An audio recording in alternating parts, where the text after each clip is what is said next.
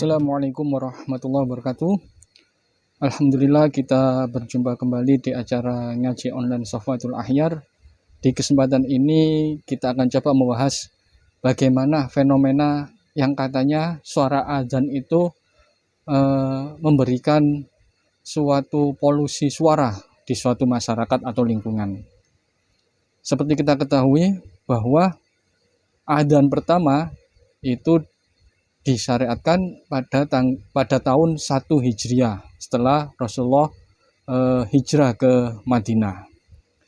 Sebelumnya Rasulullah SAW sempat berkumpul dengan para sahabat bagaimana cara memanggil orang-orang untuk melaksanakan sholat berjamaah.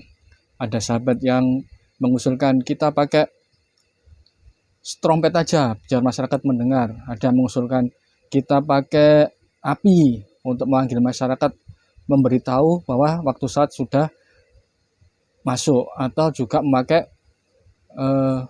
lonceng. Namun semuanya ditolak. Akhirnya ada salah satu sahabat, yaitu sahabat Abdullah bin Zaid, yang bermimpi cara memanggil orang-orang untuk melaksanakan sholat berjamaah, yaitu dengan adzan yang seperti kita kenal pada saat ini. Setelah mimpi sahabat Abdullah bin Zaid tadi disampaikan kepada Rasulullah, kemudian Rasulullah meminta sahabat Abdullah bin Zaid tadi mengajarkan kepada sahabat Bilal bin Rabah.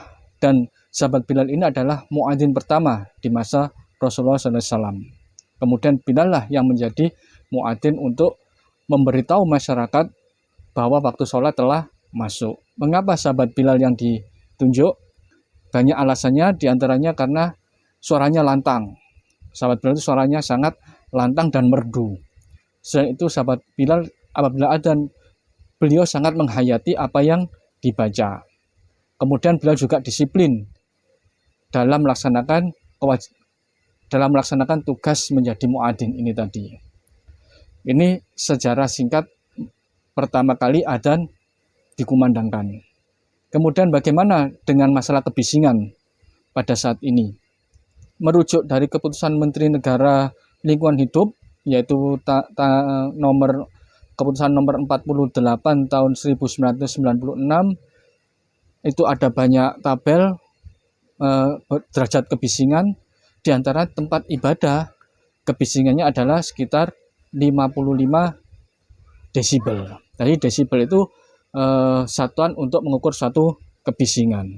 Kemudian dari beberapa literatur kita bisa mengetahui bahwa kebisingan itu ada banyak macamnya. Di antaranya adalah kebisingan menetap berkelanjutan tanpa putus dengan spektrum frekuensi yang lebar. Misalnya bising mesin, kipas angin, kemudian suara menderu yang terus-menerus. Kemudian ada lagi kebisingan menetap berkelanjutan dengan spektrum frekuensi yang tipis. Misalnya apa?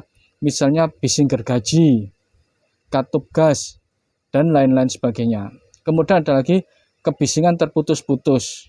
Misalnya bising lalu lintas, suara kapal terbang di bandara, dan semacamnya. Kemudian ada kebisingan impulsif, yaitu kebisingan yang sesaat. Seperti apa? Seperti pukulan palu, atau tembakan meriam, tembakan senjata.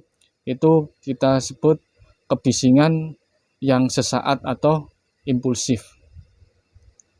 Selain itu, apakah ada dampak dari kebisingan? Karena yang kita ketahui yang ramai saat ini, ada orang yang merasa terganggu dengan suara adzan. Memang ada dampak dari kebisingan itu. Kalau misalnya nih ya, misalnya adzan tadi dianggap suatu kebisingan, maka ada dampaknya. Dan antaranya apa dampaknya orang yang merasa bising? Misalnya ada gangguan pendengaran, gangguan komunikasi, gangguan tidur, atau juga menurunnya kondisi kesehatan. Ini kalau dia terus-menerus di dalam area kebisingan tadi. Kemudian berapa sih ambang batas kebisingan itu yang bisa merusak pendengaran atau mengganggu kesehatan kita? Kalau kita lihat di literatur yang lain, puncak kebisingan, yaitu ambang batas pendengaran manusia itu adalah sekitar 140 desibel. Dan suara-suara yang keras, misalnya konser musik atau orang di diskotik, itu bisa antara 110 sampai 120 desibel. Kemudian sekarang kita kembali lagi ke masalah kebisingan yang adzan dianggap suatu kebisingan tadi. Berapa nilai kebisingan adzan di suatu masjid saat dikumandangkan? Ada yang mencoba untuk meriset sendiri dengan SPL meter Android bahwa kebisingan adzan di suatu masyarakat, tentu saja yang melakukan riset ini pada saat mendengar adzan dia menyalakan aplikasi tadi. Kemudian diukur itu sekitar antara 70 sampai 72 desibel.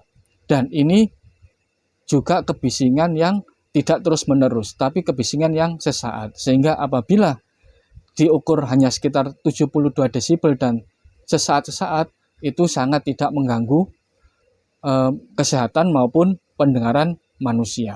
Sehingga dari sini dapat kita ambil kesimpulan bahwa adzan itu tidak terlalu menimbulkan kebisingan di masyarakat.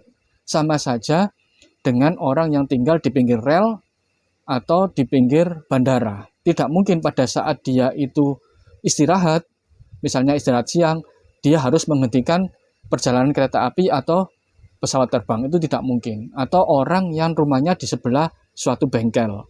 Tidak mungkin di siang hari dia saat istirahat, dia harus menghentikan aktivitas bengkel motor atau mobil tadi supaya dia bisa istirahat dengan tenang.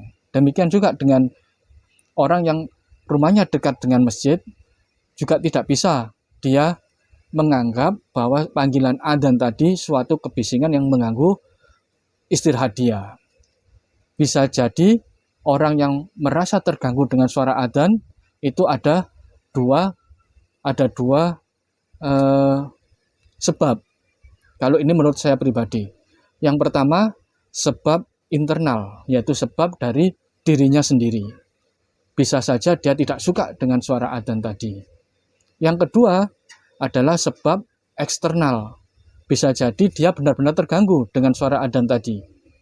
Karena apa sebabnya? Pertama, mungkin saja sound dari orang yang adzan tadi suaranya sangat tidak merdu atau sangat mengganggu orang yang mendengarkan. Atau yang kedua, sound suara dari pengeras suara masjid tadi yang sangat buruk atau jelek.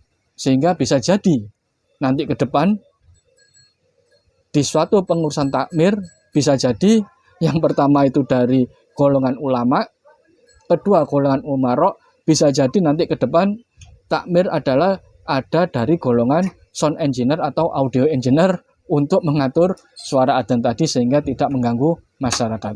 Demikian penjelasan singkat dari saya masalah adzan, apakah mengganggu lingkungan atau menimbulkan kebisingan. Tentu saja tidak bisa kita anggap seperti itu, karena tadi yang sudah diriset secara kecil-kecilan bahwa suara adzan di suatu masjid yang keras itu sekitar 70 desibel dan tidak kontinu, tidak terus-menerus. Sehingga yang perlu kita garis bawahi di sini adalah dari individu yang merasa terganggu tadi. Apakah dia tidak suka dengan adzan, atau dari masjid tadi, apakah sound dan suara yang adzan atau muadzin tadi yang kurang berkenan di masyarakat. Demikian penjelasan singkat kali saya. Mudah-mudahan ada guna dan manfaatnya.